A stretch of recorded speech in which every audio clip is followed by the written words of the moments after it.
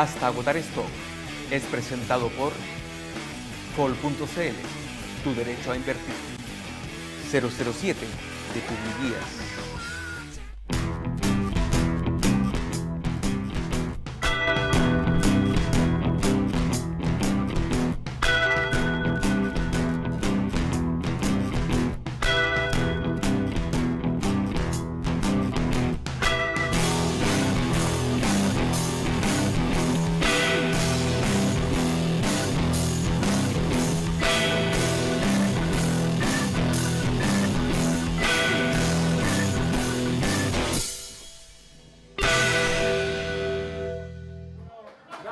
¿Cómo están? Bienvenidos. Saludamos al California Cantina a través del Mostrador TV. Muchas gracias a Fol.cl, a Publiguías 007 también, nuestros auspiciadores.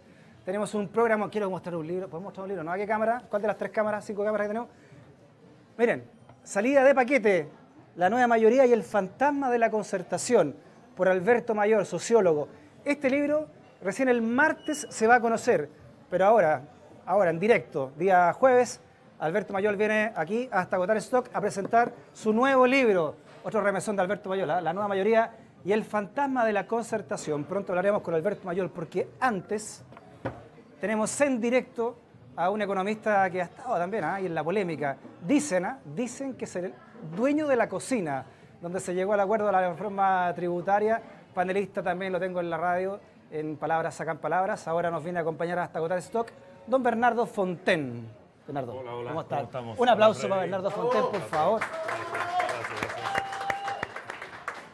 Gracias. Bernardo Fontaine, ¿cómo se ve el panorama político? ¿Cómo podría repercutir en esta relación de economía, de poder, lo que está ocurriendo con la UDI y con Penta? Mira, yo creo que esto es básicamente sano. Pues yo creo que es sano que se transparenten y se investiguen todas las relaciones. Y creo que en realidad no hay que ser ciego. La política es una actividad cara. Hacer una campaña cuesta plata.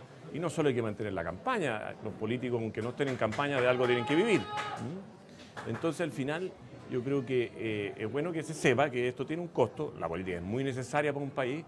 Y financiarla es una cosa bien complicada que ningún país ha resuelto bien. Si hay financiamiento privado, se corre el riesgo de que haya arreglines. Si hay financiamiento puramente público, se lo llevan los candidatos elegidos y digamos, claro, alguien que venga de fuera, un nuevo candidato, no tiene cómo financiarse. Entonces es complicado. Pero en definitiva yo creo que esto va a llevar a mejorar nuestra ley de financiamiento, hacerla más transparente. Y eso es bueno. Ahora, respecto al caso mismo, yo creo que falta mucho por investigar. Esto es una teleserie por capítulo. Y yo creo que es bueno que se investigue, pero sin tanto show. Ah, sí, ¿tú crees que ha tenido mucho show el caso Yo Penta? creo que ha tenido mucho show. Esto de las filtraciones, ¿qué es lo que hay detrás? Bueno, la filtración empezó el Mercurio y después siguió la Tercera, o sea, no es una, es posible, no una campaña no sé de si son filtraciones izquierda, o no, pero creo que el mismo allanamiento a Velasco, que eso como que fue un poquito circense. Eso fue como mucho, como ¿no? mucho. Y por otra parte yo espero el mismo celo en otros casos. O sea, yo creo que aquí tenemos un caso re grande que es el de la ARSI con el Partido Comunista. Venezuela pasó más de 10 millones de dólares a la universidad, esos millones de dólares desaparecieron de la universidad y terminaron aparentemente en el Partido Comunista. El Partido Comunista se salió de la universidad y terminó quebrando la Universidad ARSI.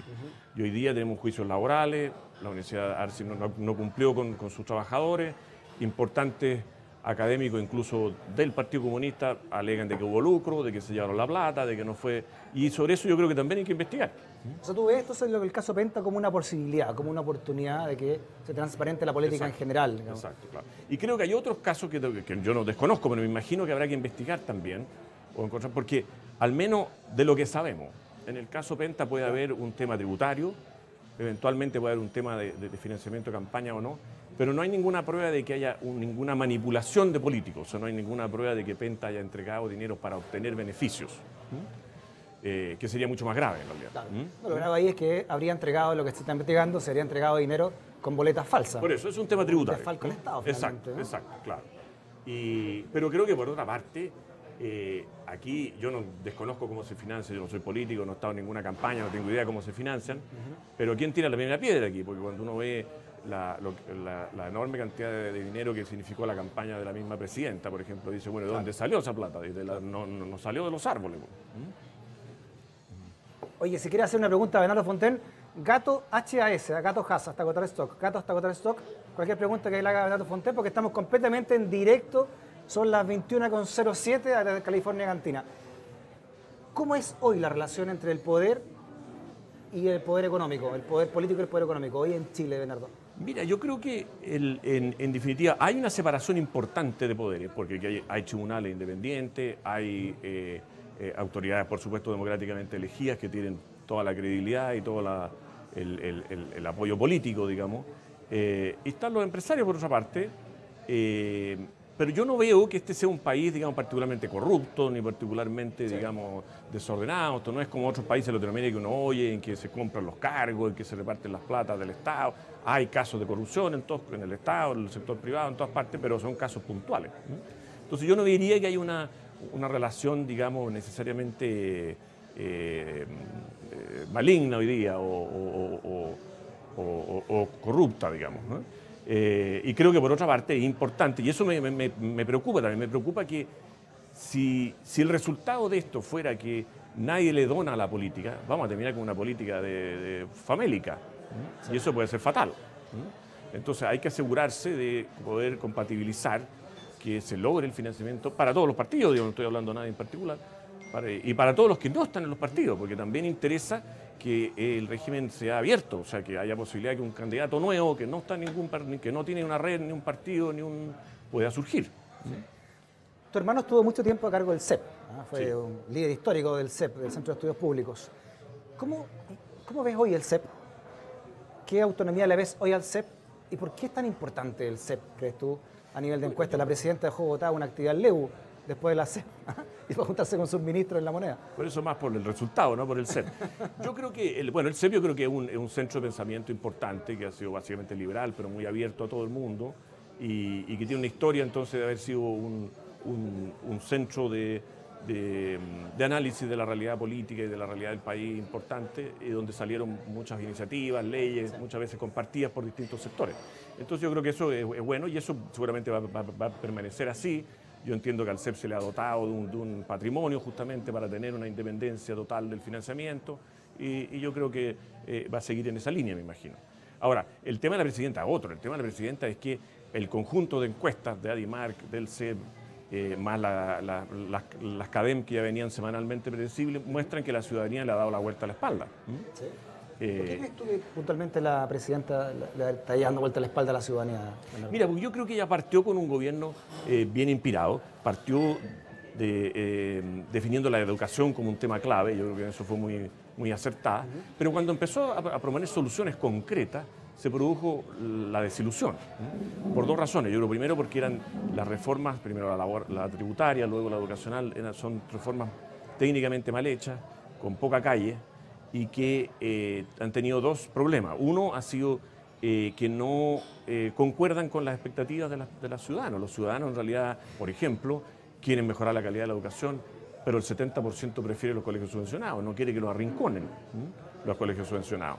Entonces, yo creo que quieren mejorar la calidad, pero no quieren eliminar las selecciones del Instituto Nacional y liquidar el Instituto Nacional. Entonces yo creo que se produjo una disociación entre lo que ella proponía y lo que los ciudadanos quieren. Al final yo creo que los ciudadanos quieren reformas, quieren más posibilidades o la capacidad de elegir mejor y elegir más. No un Estado que le diga cómo levantarse y cómo acostarse. ¿Tú crees que este gobierno va hacia un estatismo del país? En parte sí, yo creo que...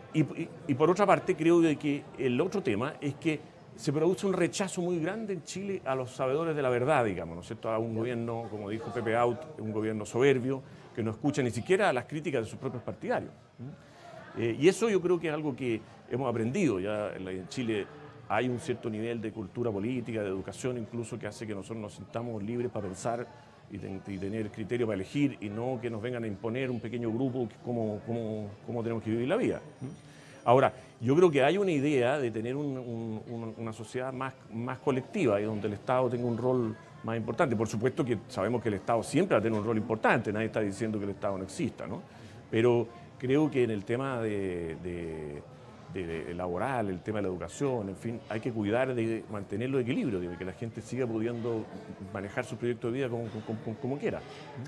¿Te ha pasado, Bernardo, alguna vez que quieres hacer un dato y no tienes dónde buscarlo? Sí. Tengo la solución para ti. 007 es pública y escucha este consejo aquí en Hasta Agotar Stock.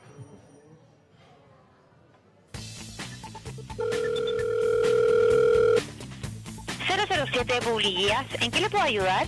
Quiero asados a domicilio, ¿me puedes ayudar con eso? Un momento, por favor. Tome nota. Don Tonino, con el teléfono 9-783-922-32. ¿Le puedo ayudar en algo más? No, muchas gracias. Llama ahora al 007 de Publiguías. Información telefónica desde celulares. Seguimos en Hasta Agotar Stock con Bernardo Fontaine en directo, 21 horas con 12 minutos.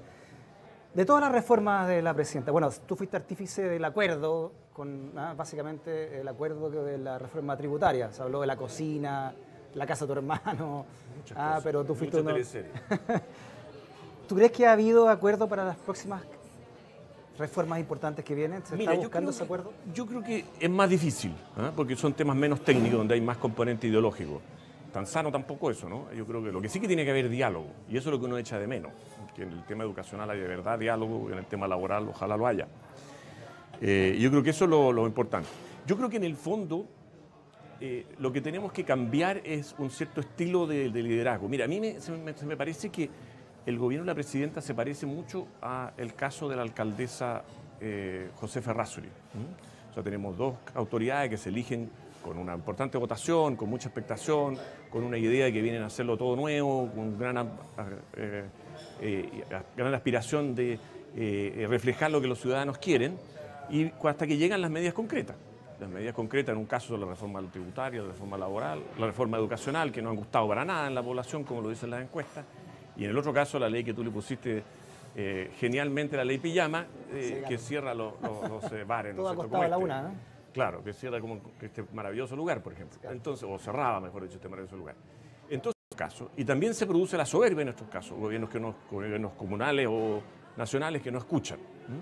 Y entonces, bueno, viene la etapa siguiente, que es la desilusión, incluso la desilusión de los propios partidarios, y los propios, digamos, quienes apoyaron a la Josefa Errázuriz, o quienes, digamos, como Ignacio Bócar, como Gutiérrez Martínez, como el propio expresidente Lago, como Manuel Marfán, o Pérez Lloma, o Sergio Vitar, gente que tradicionalmente, obviamente, han sido líderes muy importantes de la concertación y lo son de la gran mayoría, han hecho grandes críticas. El propio senador Saldívar ha dicho que vamos al abismo. Entonces, y el resultado, la etapa siguiente de esta historia es, en el caso de la Josefa Errázuriz, que le pide la renuncia, ¿no es cierto?, a todo su gabinete, digamos. Y está por verse si ya va a hacer un cambio de giro y va a efectivamente cambiar su... ¿Se le adelantó la presidenta entonces? Yo tengo la sensación que sí. En el caso de la presidenta, todavía estamos en la etapa que también la tuvo la alcaldesa de la porfía. Ahora, vamos a ver si termina haciendo los cambios. Un concepto tuyo que me pareció interesante para profundizarlo, Bernardo. No siempre es malo llegar a los acuerdos. O sea, no siempre es necesario llegar a los acuerdos. Claro, ¿y eso cómo? ¿Por qué? ¿Qué diferencia hace entre un acuerdo y un diálogo? Mira, yo creo que lo que tuvo bueno Chile, que por 25 años las políticas públicas se discutieron con alto nivel técnico. Y obviamente en algunas cosas supongo que hubo acuerdo y en otras no. Bueno, yo hace 25 años no existía para efectos prácticos de esto, así que... Pero también hace 5 años también, digamos, ¿no? Entonces yo creo que fue una de las grandes ventajas que tuvo Chile. Con este gobierno se cerró esa posibilidad y se llegó con reformas impuestas bastante improvisadas, que fueron cambiando, todas han ido cambiando sobre la marcha. Nosotros hemos sido testigos cómo van moviéndose. Y, por ejemplo, la reforma tributaria, ¿no es cierto?, de un ministro que partió diciendo que la inversión no se iba a ver afectada, a los 2 meses decía que había que buscar incentivos a la inversión, entonces uno no entiende nada. Y entonces yo creo que lo que hay que volver a ese diálogo, a esa discusión técnica, con datos y con realidad, y no con eslogans, digamos, meramente populistas. ¿En la cocina, como decía Saldívar, o tiene que ser el diálogo mucho más abierto? Yo creo que en el caso de la reforma tributaria el diálogo fue forzado, porque al final no había mucho entusiasmo por parte del ministro, por lo menos, de dialogar, pero se llevó. Pero no en la cocina, yo creo que tiene que ser un diálogo abierto. Y creo que en el tema de la educación ha faltado mucho. Ha faltado mucho por explicar, y cuando en realidad vemos que el tema de la reforma educacional se centra hoy día en quién es el dueño de los ladrillos, quién es el dueño de los edificios donde funcionan los colegios, uno tiene la sensación que no es la calidad, o sea, que eso no tiene nada que ver con la calidad, digamos, ¿no? Sí. Entonces, ¿por qué no centrarse en los profesores, en lo que pasa en la sala de clase, en el estatuto docente, que es inmanejable, la educación municipal, y en llevar las mejores prácticas a los mejores colegios, a todos los demás colegios. Tú te has definido como un liberal, ¿no, Bernardo? Más bien. Centro-derecha, derecha, liberal, ¿no? Más bien. ¿Qué te parece el homenaje a Pinochet que le hizo la UDI esta semana? Mira, yo creo que en realidad a mí me parece que eso es pura politiquería. Yo creo que hoy día lo que tenemos que buscar es lo que nos une, no lo que nos divide. Creo que además la discusión histórica a mí ya me tiene guatón, ya en realidad, y creo que no tiene mucho sentido. Más bien lo que necesitamos es preocuparnos del futuro. Yo digo, mira, ¿qué es lo que le preocupa hoy día a los ciudadanos? A los ciudadanos les preocupa la seguridad, que es una ridiculez, entre medio que tengamos que poner el cajero en los retenes, la seguridad, la salud, la educación y el empleo. Hemos perdido 100.000 empleos en estos meses de este gobierno. Entonces, eso me parece que son problemas reales. Tu sector, Mañalich dijo que era una estupidez hoy día, Mañalich en un punto de prensa. ¿Qué para tu sector, para la alianza en general o para el mundo opositor, qué significa esta? Yo creo que demuestra una cosa que la encuesta lo dice que tienen todos los políticos en realidad, que es la distancia que hay entre lo que es el mundo de ellos y el mundo de los ciudadanos. Que pasa, en este caso, este ejemplo, en los casos de la nueva mayoría hay muchos otros ejemplos también. Por ejemplo, la misma discusión de la Constitución. Todos sabemos que la Constitución es muy importante, pero en realidad, ¿alguien podría pensar que la primera prioridad de Chile es cambiar la Constitución? Yo estoy convencido que no. Yo estoy convencido que hay prioridades más importantes. Fíjate que si tú agarras la salud, por ejemplo, yo leía, hay 1.800.000 pacientes del sistema público esperando ser atendidos. 300.000 de esos más que en marzo. 200.000 de esos son cirugías. Entonces uno dice, a mí me parece, ese problema sí que me parece urgente. Ese problema me parece que es una oportunidad de hacer carne la alianza pública y privada, porque yo supongo que el sector privado que tiene clínica, tiene capacidad para atender. ¿Por qué no usamos esto, por lo menos transitoriamente, mientras el aparato público pueda tener suficientes especialistas? Y sin embargo, ¿qué es lo que dice el gobierno? Preocupémonos de la ISAPRE. Yo creo que la ISAPRE hay que mejorarla en muchas cosas, pero reconozcamos que la ISAPRE atiende al 15% de la población. Oye, como tú decías, la idea de las comisarías convertida en bancomático, en pacomático le dicen, ¿no? Es una ridiculez usted, ¿no? Claro, toda clase de memes maravillosos. Claro, pasan dos palos. Claro, y de chistes respecto de si los efectivos ahora van a ser los carabineros, los billetes. Impresionante, la van carabineros le dicen claro. ahora. Yo lo creo que es un absurdo, pues es una solución transitoria, útil, pero la verdad es que si no, para vivir seguro vamos a tener que irnos todos a vivir en una comisaría, ¿no? Y además creo que no corresponde que un banco sea premiado con eso. ¿Por qué no se licitó esto por último? Claro. ¿Por qué un banco y no otro? Aunque sea el Banco del Estado, ese tú. Aunque sea el Banco del Estado, ¿por qué el Banco del Estado va a tener un privilegio? ¿Qué pasa con la empresa del Estado entonces? ¿Cuál es el rol social que tú le veas a la empresa del Estado? ¿Va a haber un ISAPRE estatal, una AFP estatal y ahora está el Banco del Estado? Mira, pero es curioso porque la AFP estatal, como está definida, es una AFP igual a las privadas, que tiene los mismos incentivos. ¿Y de qué serviría entonces tener una AFP estatal? Y yo creo que de poco, en realidad. Yo creo que la verdad es que de poco. Tengo una pregunta que hacer, Bernardo Fontaine. ¿Tú sabías que hay una nueva forma de invertir? No sabía Esta forma de invertir por Fernando Fontaine. Fol.cl es tu mejor opción porque invertir a través de Fol.cl es gratis, Bernardo. Tiene la mayor oferta de fondos mutuos y puedes invertir desde 20.000 pesos. Más de 15.000 personas ya forman parte de Fol.cl porque es fácil, rápido y gratis. Fol.cl, tu derecho a invertir. ¡Bravo! Un aplauso a Fol.cl. Oye, ¿en qué hay que invertir hoy día? ¿En qué hay que invertir? Sí, para un economista acá prestigioso. ¿Tú sabes que los economistas somos mejores? Tenemos a Fol.cl. Claro. Yo creo que hay que preguntarle a Fol.cl mejor, porque los economistas somos mejores para explicar que para predecir. Son buenos para analizar. Pero yo creo que, mira, hoy día está complicado el país, porque hay mucha desconfianza al final. Creo que en ese tema, hoy día, fíjate que yo veo que hay una oportunidad de hacer una buena reforma laboral, porque obviamente uno de los grandes vacíos que ha tenido el gobierno es no tener el empleo como una prioridad. Porque si uno quiere luchar contra la desigualdad, pucha, que sería bueno mejorar el empleo. Eso sería un paso importante. Ahora, la educación es fundamental, pero faltan muchos años para que dé fruto. Y sin embargo no ha sido una prioridad para el gobierno. Y yo espero que en esta reforma se pueda hacer una reforma bien pro empleo, no pro CUT, y donde podamos encontrar la forma de incorporar al trabajo a más de 5 millones de chilenos, muchas mujeres, jóvenes, que estudian, que no pueden trabajar horario completo, pero sí pueden trabajar por hora a lo mejor. Y que le encontremos la forma de capacitarlo, de incentivarlo, de encontrar bolsas de trabajo, de posibilitar legalmente que puedan trabajar por hora e incorporar a esa gente. Eso, imagínate lo que significaría eso con una cantidad de gente pobre, poder trabajar. lo que significaría mejorar su desigualdad, su ingreso y su dignidad, que a mi juicio es lo más importante. Y el día entrevistaba en la radio a un académico de la Universidad de Chile y decía eso, que esta reforma laboral que está muy centrada en los trabajadores, pero no en su desarrollo, Claro. no en su capacitación, en que ellos sean finalmente mejores profesionales también de lo que hacen, de su oficio. Así es, yo creo que la capacitación es fundamental y también pasa lo mismo en la educación. Fíjate que aquí hemos hablado mucho de educación, pero de educación técnica, sabiendo que Chile es un país que le faltan técnicos, cero. ¿Hacia dónde va el país, crees tú, con este país de Bachelet, este país de la nueva mayoría? Mira, ¿Cómo te lo imaginas aquí a 4 años más con esta reforma ya andando? Bueno, yo tengo la impresión y el deseo de que esto cambie para mejor, ¿no? De que tengamos reformas, pero reformas que sean en conjunto con el crecimiento, que cuidemos el crecimiento junto con las reformas. Y creo que hoy día el gobierno nos ha metido en un pantano, y estamos pataleando en el barro, en el barro de la discusión política, digamos, de la convivencia política, nosotros que se ha deteriorado enormemente, ¿no? Y tenemos declaraciones que llegan a dar tiritones. Y por otra parte también en términos de desarrollo, de empleo, de crecimiento económico. Estamos en el crecimiento económico más bajo de los últimos 30 años. 2,7, el Banco Central acaba de decir hoy día la tasa de crecimiento para el próximo año. ¿Qué significa crecer al 2,7? Eso es muy mediocre, eso es mucho menos que lo que merecemos y que lo que necesitamos para superar la pobreza, para darle posibilidad a la gente de la clase media, para todo. Y es como innecesario. O sea, lo que a mí me produce mucha desesperación es que creo que el gobierno al final nos ha metido en este barro y estamos aquí pataleando en el barro innecesariamente, porque podíamos haber seguido creciendo a una tasa más elevada si hubieran hecho las reformas con más tino. Y por otra parte, espero yo que este enorme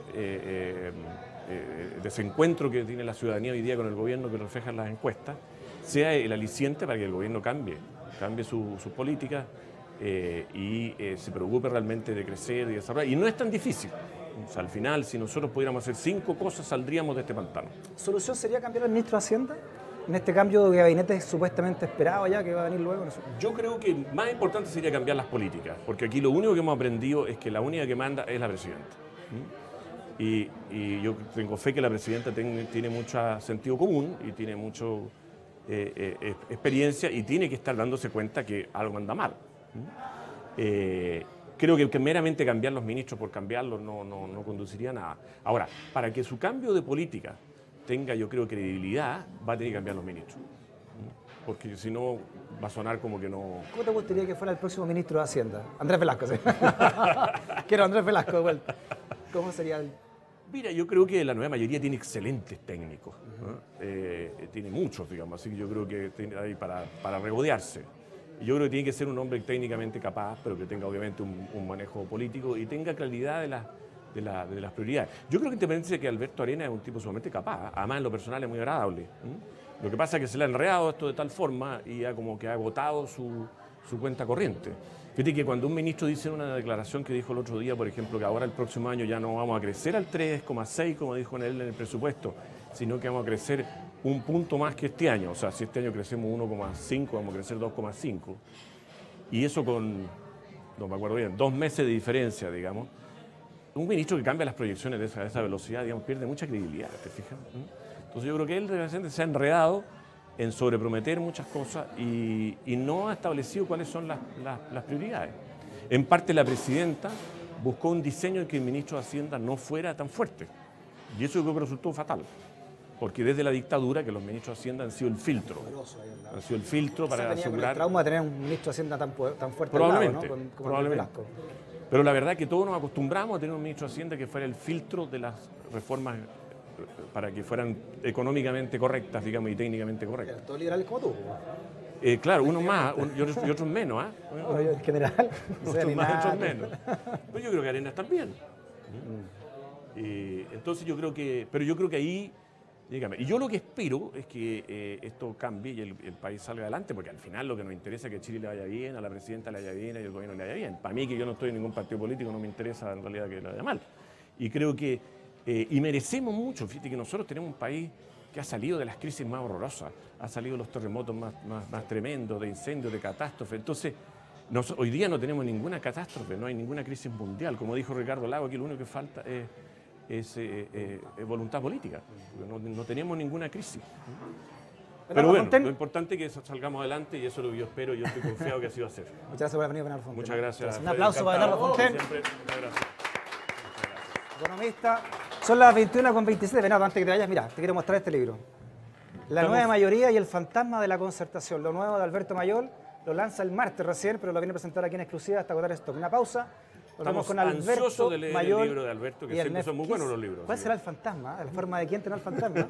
Volvemos al Yo creo que tiene muchos fantasmas, así que... una escalona así con una sábana. Claro, lógico. Bueno, gracias. Buenas noches.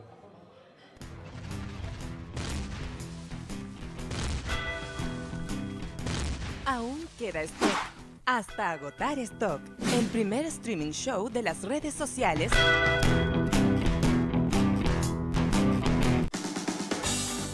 ¿Sabían que hay una nueva forma de invertir? Fol.cl, tu mejor opción. Porque invertir a través de Fol.cl es gratis. Tiene la mayor oferta de fondos mutuos y puedes invertir desde 20.000 pesos.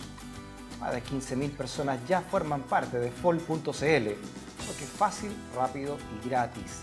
Fol.cl, tu derecho a invertir. Hola, ando buscando una notaría de turno. ¿Hasta qué hora están abiertos los cines en el mall? ¿Cómo va a estar el tiempo este fin de semana en la cuarta región? ¿Tú sabes a qué hora cierran los restaurantes en Providencia? Llama ahora al 007 de Publiguías. Información telefónica desde celulares.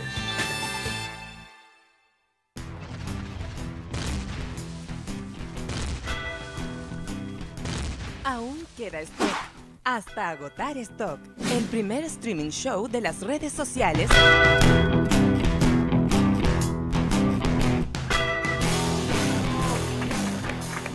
Volvemos hasta agotar stock desde el Mostrador TV en el California Cantina con el auspicio de Fol.cl y de Publiguía 007. Te lo decíamos antes de la pausa. Mira, el libro del momento. Este libro va a dar mucho que hablar la próxima semana. Se llama La nueva mayoría y el fantasma de la concertación. Te decíamos, va a ser presentado el martes. Pero ahora, este jueves y en directo, a través del Mostrador TV, viene Alberto Mayol a presentarlo. Alberto, ¿cómo estás? ¿Qué tal, Freddy? Bienvenido. Un aplauso a Alberto Mayol, por favor. Muchas gracias. Alberto Mayol, Cuénteme. las preguntas para este libro van a llegar a Gato HAS, Gato HAS o arroba hasta agotar con una A o a mi tweet, Freddy Stock. La mejor pregunta para Alberto Mayol, él la va a elegir, se va a llevar de regalo su libro. Encantado. Al final del programa. Exacto. La mejor pregunta con el libro nuevo de Alberto Mayol, de paquete viene este libro, Alberto. Así es. El fantasma de la concertación. ¿Quién está debajo de la sábana del fantasma de la concertación? Mira, la investigación que yo hice para el libro me revela en algún momento que la concertación nunca se declaró muerta, sino que un día le preguntan a Andrade qué pasa, en agosto del 2013 le dicen, ¿qué pasa con la concertación que le va tan mal en la encuesta? Y él dice, ¿pero por qué hablan de la concertación si ya no existe? ¿Pero cómo no existe? Si no existe, ahora existe la nueva mayoría. Bueno, no hubo funeral, no hubo nada. Entonces, uno dice, bueno, entonces se había muerto, no se enterró, no se hizo funeral, la coalición más importante de la historia de Chile. Por eso quedó opinando. Exacto, quedó penando. ¿Ya? Entonces, y luego nos aparece este dilema, que es el que yo pongo en el subtítulo, cambios estructurales o la medida de lo posible, que lo califico como un dilema hamletiano, digamos, de ser o no ser. ¿Ya? Y ese dilema es el que está detrás permanentemente de la nueva mayoría, y en ese dilema se juega el hecho de ser nueva mayoría y hacer cambios estructurales, o ser concertación y estar en la medida de lo posible. Mantener los conceptos. ¿Qué es lo que es la nueva mayoría y qué sería la concertación? ¿Cómo los diferencian? ¿Qué se diferencian estos dos entes? Explícitamente ellos mismos lo dicen, la nueva mayoría se plantea en su programa de gobierno hacer cambios estructurales dentro del modelo. Ellos nunca dicen que van a haber un cambio de modelo, dicen dentro hay que hacer cambios al modelo de sociedad estructurales. ¿Ya? Esos cambios estructurales, ellos mismos dicen, nunca se hicieron en la época de la concertación y por eso hay que hacer un nuevo pacto. ¿Ya? Esos cambios estructurales siempre se plantearon cambios que perdieron en la negociación los elementos estructurales. Por ejemplo, para el plan Auge se perdió el fondo solidario y quedó adentro, en cambio, la privatización de los hospitales. ¿Ya? Entonces, cada vez que se va a hacer una reforma, en el caso, por ejemplo, de la reforma estudiantil del 2006, se va a hacer una reforma mucho más radical y en el minuto 93, en una reunión entre Peña y Brunner, ¿ya? se se recula con las decisiones más estructurales, se crea el Crédito General del Estado, que financia fundamentalmente universidades privadas, y se arma la Ley General de Educación, que es bastante parecida a la LOCE. Entonces, siempre termina en los últimos minutos entrando. Entonces, el gran dilema es si la nueva mayoría va a lograr ser nueva mayoría o si va a seguir operando el fantasma de la concertación, que esta semana lo tenemos en calidad de poltergeist. O sea, ya tenemos apariciones por todos lados. Hay varios fantasmas está ya, lleno, está lleno, está lleno. Esta semana ha sido... Tírate tres fantasmas de la concertación que están rondando por los pasillos de la Moneda. Así. Es fácil. Primero está toda la familia Walker, que son varios, así que ya tenéis varios ahí. Ignacio Walker, principal. Gutenberg Martínez en su mayor nivel. Reapareciendo Insulza. Reapareciendo Ricardo Lago.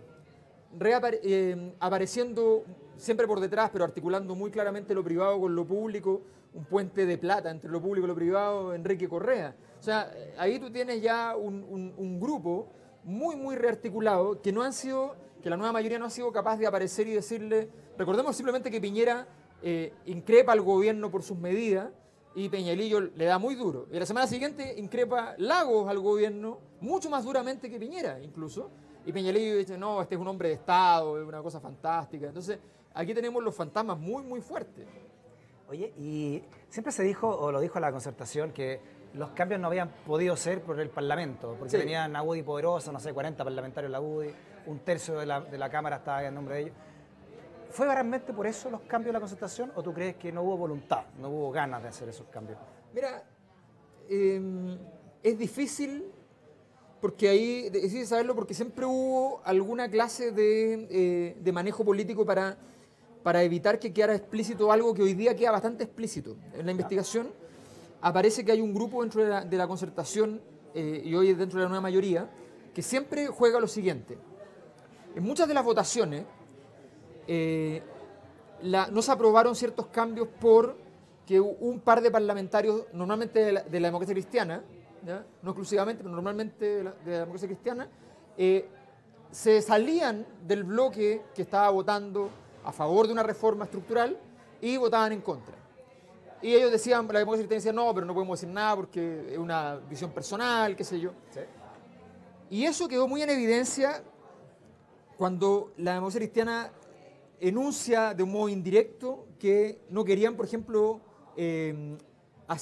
votar contra Harald Beyer, aunque casi todos votaron en contra, pero un senador dice, bueno, pero si yo hubiese sabido que el senador Bianchi iba a votar a favor de la acusación constitucional, yo no habría votado a favor de ella, sino que habría votado en contra.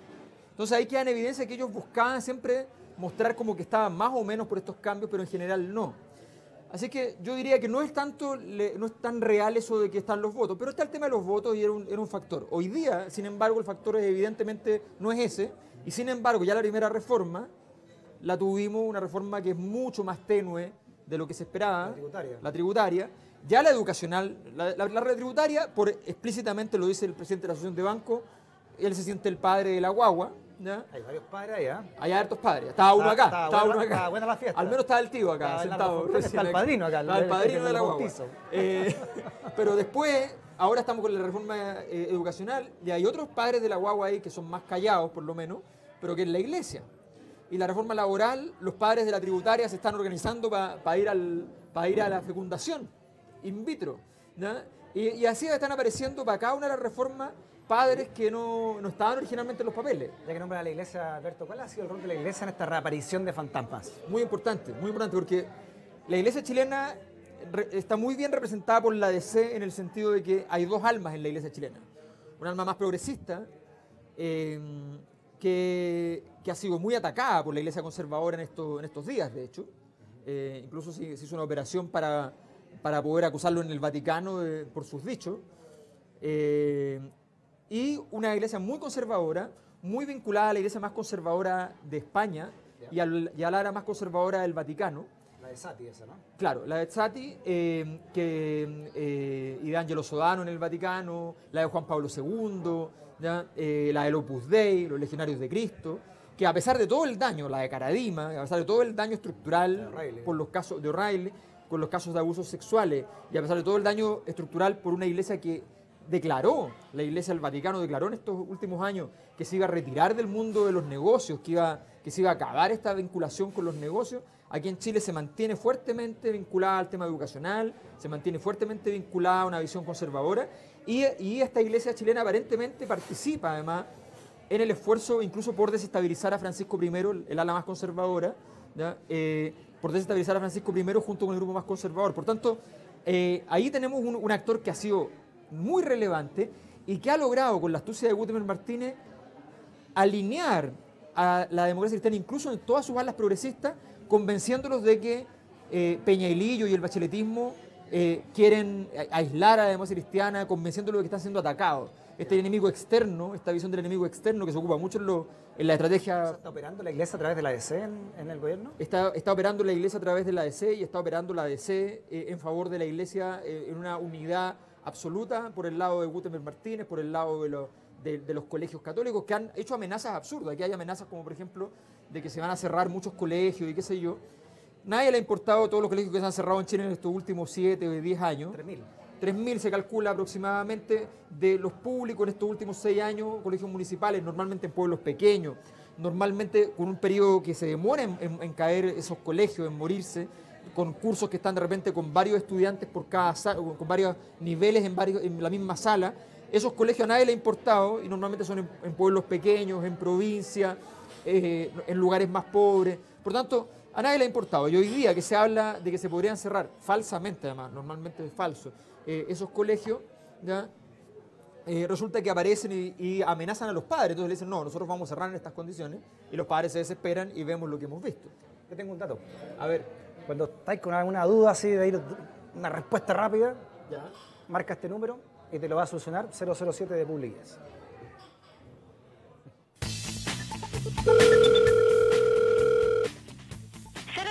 Publiguías, ¿en qué le puedo ayudar? Quiero asados a domicilio, ¿me puedes ayudar con eso? Un momento, por favor. Tome nota. Don Tonino, con el teléfono 9-783-922-32. ¿Le puedo ayudar en algo más? No, muchas gracias. Llama ahora al 007 de Publiguías.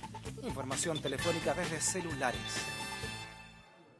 ¡Bravo! Ahí estaba 007 de Publiguías, auspiciador de Hasta Agotar Stock. Oye, déjame leer una cita que hace muy buena acá en el comienzo de tu libro. A ver. Dice así, estamos hablando del libro de la nueva mayoría, Los fantasmas de la concertación de Alberto Mayor. Es solo un fantasma, Hamlet, por Dios, es solo un fantasma. Lo sé, Horacio, sé que es un fantasma, pero es el fantasma de mi padre. Está buena esa cita. ¿Quién es el padre de la concertación?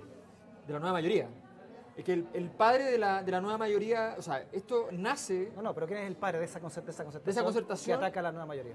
Lo que pasa es que ahí el gran padre, en realidad, el símbolo de este gran padre que se dio, que se entregó al modelo de sociedad, a la obra de Pinochet, porque era el que aparentemente podía cambiarlo, es Ricardo Lagos. Ese es el emblema, el símbolo. Cuando aparece Ricardo Lagos, dicen el primer socialista después de Salvador Allende que llega a la moneda, todos decían, bueno, aquí aparentemente vendrán los cambios estructurales, vendrán muchas cosas. Y resulta que lo que nos encontramos fue con la alianza público-privada, una alianza público-privada que además terminó con procesos judiciales contra su ministro de Obras Públicas, ¿ya? Porque al nivel de irregularidades, con casos de corrupción, con una vinculación con el mundo privado muy complicada, y con una derrota del proceso de democratización y del proceso de igualitarismo.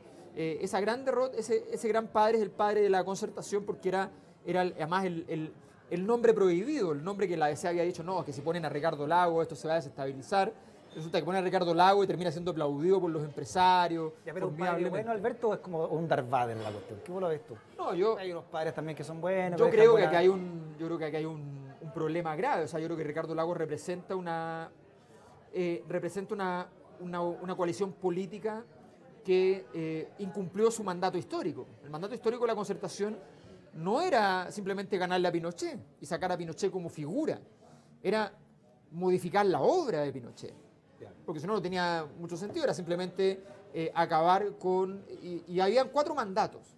Dos mandatos eran en coalición con la derecha y 2 mandatos eran propios. El mandato con la derecha era mantener el crecimiento económico y generar gobernabilidad democrática. Eso eran los primeros 2 mandatos.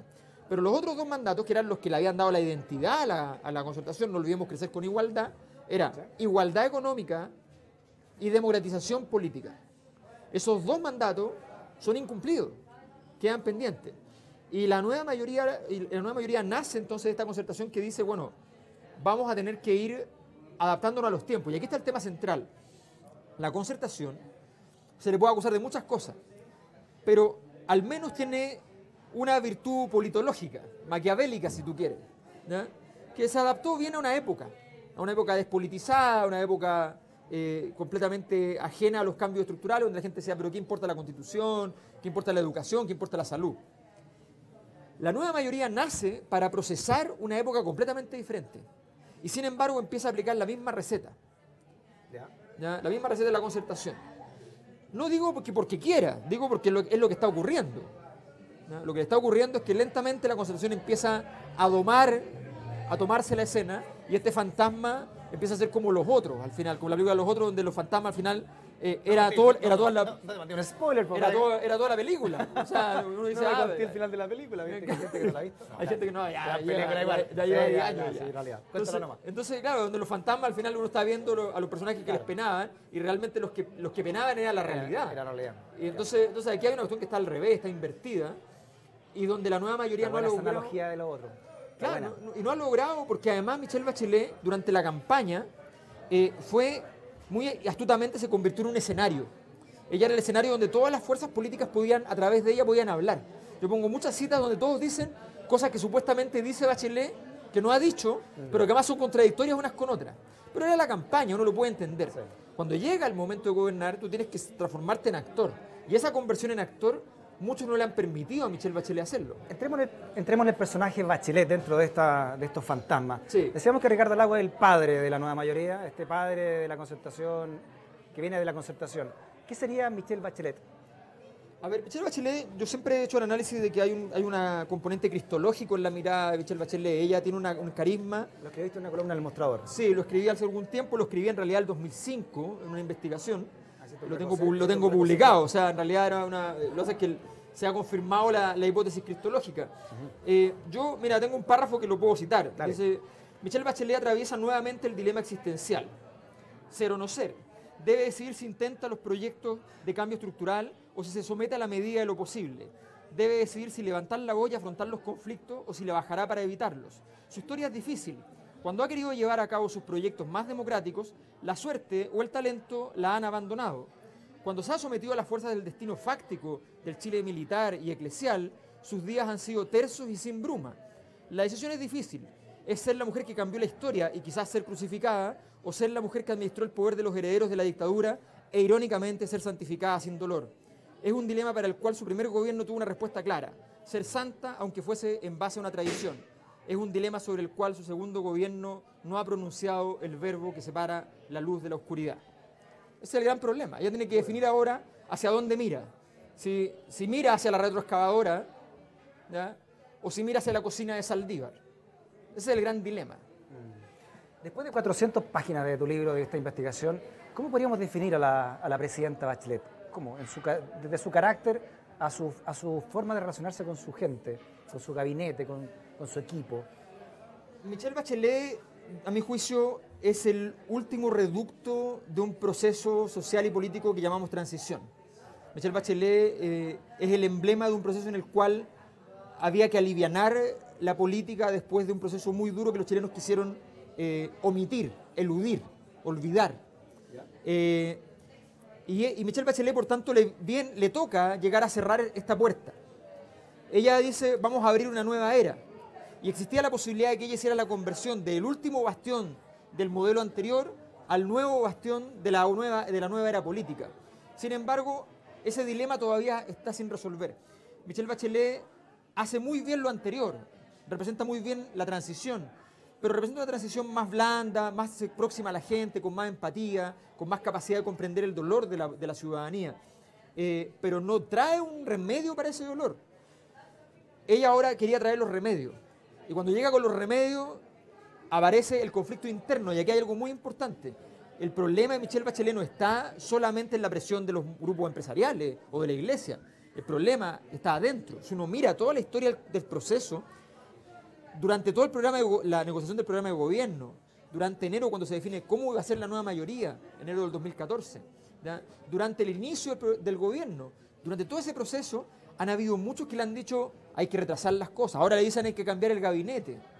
Hay que hacer un cambio de gabinete y traer a los prohombres que pueden más o menos ordenar la máquina. Todo eso le plantea las grandes dificultades a una Michelle Bachelet que si quiere trascender en la historia va a tener que olvidarse de todos estos amigos que la llevaron a olvidarse antes del gobierno ciudadano. ¿Qué te dice tu olfato? ¿Va a trascender o no va a trascender en la historia? Hacemos una pausa, estamos hablando con Alberto Mayol y su libro La Nueva Mayoría, El Fantasma de la Concertación, se presenta el martes este libro, pero lo viene a adelantar ahí en Hasta Agotar Stock Alberto Mayol. Una pausa y seguimos aquí en el California Cantina.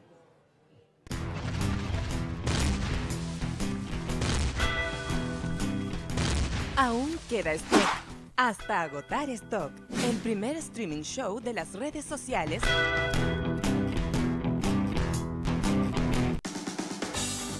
¿Sabían que hay una nueva forma de invertir? Fol.cl, tu mejor opción. Porque invertir a través de Fol.cl es gratis. Tiene la mayor oferta de fondos mutuos y puedes invertir desde 20.000 pesos. Más de 15.000 personas ya forman parte de Fol.cl. Porque es fácil, rápido y gratis. Fol.cl, tu derecho a invertir. Fol.cl. Hola, ando buscando una notaría de turno. ¿Hasta qué hora están abiertos los cines en el mall? ¿Cómo va a estar el tiempo este fin de semana en la cuarta región? ¿Tú sabes a qué hora cierran los restaurantes en Providencia? Llama ahora al 007 de Publiguías. Información telefónica desde celulares.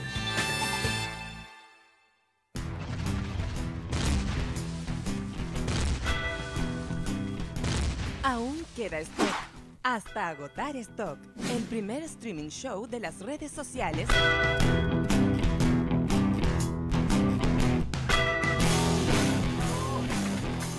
21:48 directamente acá desde el California Cantina a través del mostrador televisión y con el auspicio de Fol.cl y de 007 Publiguías. Estamos hablando del nuevo libro de Alberto Mayol que lanza el próximo martes, La Nueva Mayoría y el Fantasma de la Concertación. Alberto, hablábamos que está lleno de fantasmas. Sí. El fantasma padre es Ricardo Lagos. En estos momentos de fantasmas que pululan por el segundo piso de la moneda, en estos momentos de encuestas CEP, encuestas DIMAR que la bombardean a la presidenta Bachelet, ¿cuál es su refugio? ¿Cuál es su hombre o su mujer de confianza? A ver, lo que pasa es que Michelle Bachelet ha construido tímidamente un bacheletismo. Tímidamente porque ella siempre ha tenido bastante respeto por los partidos. Esto es bien irónico. Si tú hubieses visto cualquier país del mundo donde aparece un personaje dentro del sistema político que es el único, esto es bien importante, el único político que tiene credibilidad por parte de los políticos que están representados en el Parlamento, de los partidos que están gobernando, el único que tiene credibilidad relevante, que es Michelle Bachelet, rápidamente en cualquier otro país se habría armado un bacheletismo muy fuerte, muy intenso. Habrían renunciado a muchos partidos y habrían montado uno nuevo. Ni hablar en Argentina, esto sería, el bacheletismo sería una fiesta. Sería una bruta, en Italia, en Argentina ni hablar, pero también habría ocurrido con liderazgo fuerte, como pasa con Podemos en España, se habría armado un cuento. Sí. Aquí Michelle Bachelet ha sido muy cuidadosa con los partidos, pero esta vez tuvo la astucia, porque a mi juicio algo de esa estrategia tiene un error, tuvo la astucia esta vez de decir yo voy a hacer un gabinete mío, el gabinete político va a ser mío, que no logró hacerlo por completo porque la democracia cristiana dijo, no, momento, Javiera Blanco no es democracia cristiana propiamente tal. No es del ADN. Claro, no está dentro del partido, por lo tanto la dejamos a otro gabinete, a otro ministerio y adentro ponemos a alguien de la democracia cristiana. Entonces no fue perfecto, pero fue casi. Tuvo a Peña y Lillo. Claro, tuvo a Jimena Rincón, tuvo a Peña y Lillo, que es propio, tuvo a Arenas en el Ministerio de Hacienda, que es propio, tuvo a Elizalde, que es propio, faltó Javiera Blanco, pero en general tuvo un triunfo inicial, que ya no había tenido el 2006. Bueno, ella tiene este triunfo inicial, se refugia en Peña y Lillo fundamentalmente, hace una jugada muy interesante porque dice, se salta una generación entera, le dice Peña y Lillo es la persona de confianza mío, por tanto es muy potente, eso es muy interesante. Ahora, viene el problema que tampoco de su partido, además. Que tampoco de su partido. Es del PPD.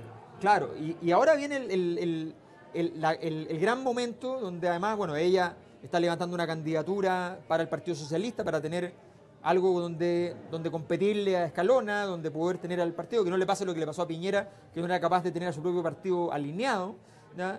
Empieza a tratar de hacer una operación para tener un bacheletismo un poco más fuerte.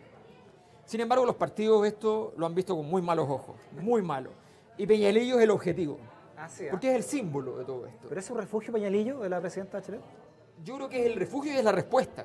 O sea, yo creo que si Michelle Bachelet quiere construir una nueva mayoría, Peñalillo es la respuesta. No en el sentido de un delfín político, convertirlo en presidenciable, creo que está muy lejos de ello.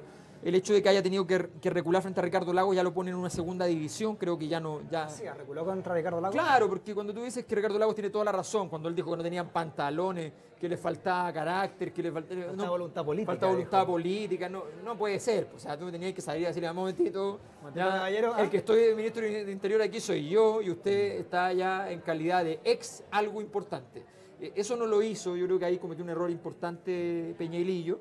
Pero Peñalillo sí es muy importante para todo este proceso. Si tú me dijeras cómo debe ser el cambio de gabinete, ya que aparentemente todos dicen que va a acontecer, la gran sorpresa sería que Michelle Bachelet agarrara al cambio de gabinete y trajera puros Peñalillo.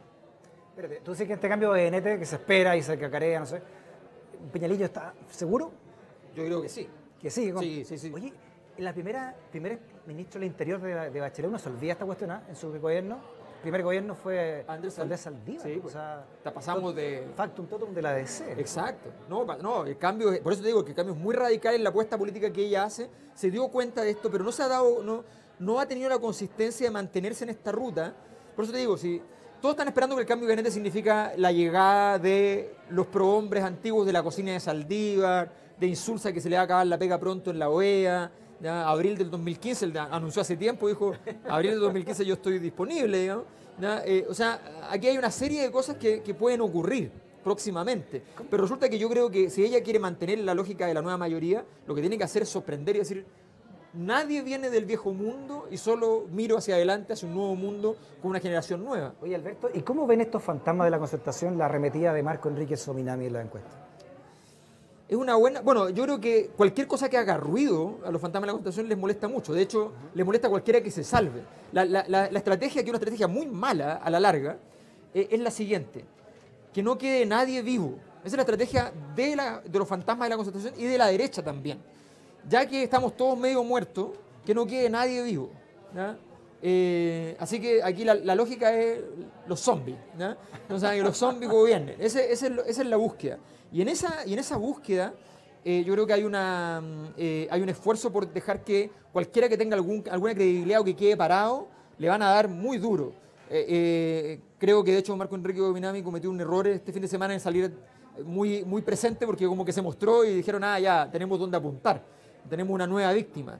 Y van a... Lo han tratado bien a Marco. No me responda a eso. Antes te quiero decir, Alberto, que hay una nueva forma de invertir. Mira. Con Fol.cl ahora todos pueden invertir porque invertir a través de Fol.cl es gratis. Tiene la mayor oferta de fondos mutuos, Alberto, y puedes invertir desde 20.000 pesos. Más de 15.000 personas ya forman parte de Fol.cl porque es fácil, rápido y gratis. Fol.cl, tu derecho a invertir. ¡Bravo! Un aplauso para Fol.cl. Oye, yo he notado, sí, que como que le están haciendo más cariño a Marco que la otra vez, ¿o no? Bueno, hay el grupo más cercano al PS, sí, efectivamente. Pero gente de la DC incluso, sí, lo están conviando más a foros donde están toda la nueva mayoría. Sí, pero yo creo que eso ha sido una constante. Yo diría que en toda la investigación me di cuenta que siempre hay un momento en el cual invitan a los externos que andan portándose, que le está yendo bien, le dan un par de cosas. ¿Ya? Y cuando llega el momento, tú también bruto, diría Julio. Sí. O sea, Marco tiene que irse con cuidado con estas manifestaciones. Yo tendría cuidado. Creo que la comida puede tener algunas cosas, digamos. Así que... Ya, te dejamos plantear la pregunta antes de la pausa comercial. Tú decías que Bachelet tiene la gran oportunidad de pasar a la historia, conociendo a los fantasmas de la concertación del segundo piso. ¿Cómo va encaminado su gobierno? Mira, yo llegué a una convicción con la investigación. Llegué a la convicción de que ya habían ganado los fantasmas. De que ya habían ganado. O sea, que creo que la preparación de la escena de Guterres Martínez es brillante. Hay una cosa que los políticos chilenos no saben hacer, que es restarse cuando van perdiendo. Y él se restó muy rápidamente, dejó fuera a Soledad Alvear, dijo, usted no se mete en nada, nos restamos, nos salimos de todo y entramos con todo, preparamos la escena a un año y medio plazo. Preparó la escena, hoy día estructuralmente está muy difícil hacer los cambios. Michelle Bachelet tiene políticamente las condiciones, o sea, ella es la presidenta de la República, ella puede ir y hacer todo esto muy, muy intensamente, pero no es lo que está aconteciendo. Ella tendría que ir y decir, bueno, ¿saben qué? si les gusta tanto empezar a poner problemas, yo voy a ser la primera en denunciar que aquí hay fuego amigo, ¿ya? Y que aquí tenemos que hacer los cambios que no hemos hecho como país y vamos a partir por la Asamblea Constituyente, vamos a ir con educación gratuita, vamos a hacer educación pública. Querían financiamiento para la educación, porque aquí hay una gran ironía. Todos dicen, pero ¿cómo no partieron por la educación pública? Uno revisa las noticias del 2013 y hay todo un grupo en la derecha y en la democracia cristiana que dice, momento, si apoyan a la educación pública solamente, a los municipales solamente, resulta que están discriminando a los estudiantes, los particulares subvencionados. Lo dijeron ahora con el video viral. Exacto. Y vamos a ir incluso al Tribunal Constitucional si es necesario, ¿ya? A defender. Por tanto, aquí hay mucho juego de cómo hacen esto después de que prepararon la escena. Hay unos modos operandi muy interesantes. Los avisos en los diarios se repiten en la reforma tributaria y en la educacional. Se repite la aparición de un nuevo, comillas, movimiento social, ya con la ASECH, la Asociación de Emprendedores de Chile, en la reforma tributaria, que aparece como un gran movimiento social de la clase media, ¿ya? Que una de las medidas era aumentar el tamaño de la mediana empresa hasta invadir la gran empresa. ¿Ya? Y luego tenemos por otro lado, que tienen 200 trabajadores de la clase media, digamos, ¿ya? Y resulta que nos vamos por el otro lado a la reforma educacional, donde aparecen avisos de prensa y también aparece un grupo, la CONFEPA, ¿ya? Que también levantaba como héroe, ¿no? Claro. Y con una marcha se empata todas las otras marchas, una cosa increíble, o sea, como millones y millones de personas marchando durante años y de repente una marcha, 40.000 personas. Ya, pero han instalado comunicacionalmente lo que querían. Muy bien. O sea, ese trabajo lo han hecho bien. Muy bien, muy bien. Lo hace que uno de los actores que ha renacido junto a Gutenberg Martínez es el Mercurio que hablaba cosas como en otro, el año pasado, la tercera también, hubo un titular en latín, no sé si se acuerdan que hubo un titular el año pasado que la bajada venía en latín, que todos decían, pero ¿qué es esto?